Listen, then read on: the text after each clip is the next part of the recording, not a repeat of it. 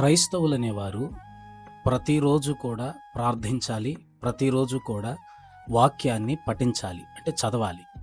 అంటే ఇప్పుడు నేను చదవని వారి గురించి కాదు గానీ, ప్రతిరోజు ప్రార్థించి వాక్యాన్ని చదివే వారి గురించి నేను చెప్తాను వినండి.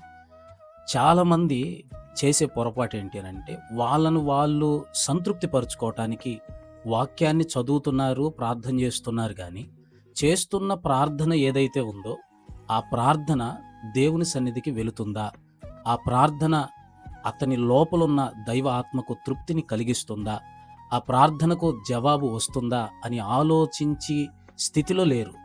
ఏదో మొక్కుబడిగా, హడావుడిగా ప్రార్థించేస్తున్నారు. వారి పని పాటల్లోనికి వెళ్ళిపోతున్నారు. ఏదో చిన్న తృప్తి ప్రార్థించామని.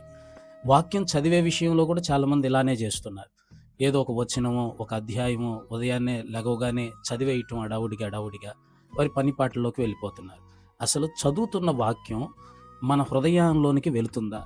చదువుతున్న దాన్ని మనం గ్రహించగలుగుతున్నామా? అది మనకి అర్థమవుతుందా? అది మన జీవితానికి ఒక పాఠంగా మనల్ని నడిపించేదిగా ఆ రోజుకి అది మనం లోతుగా దాన్ని అధ్యయనం చేయగలుగుతున్నామా? ఇదేమీ లేదు. ఏదో మొక్కుబడిగా లెగవగానే ఒక చిన్న ప్రార్థన, ఏదో మొక్కుబడిగా ఒక వచనం, ఒక అధ్యాయం చదివేసుకోవటం, హడావుడిగా వెళ్ళిపోవడం. ఇలా కాదు.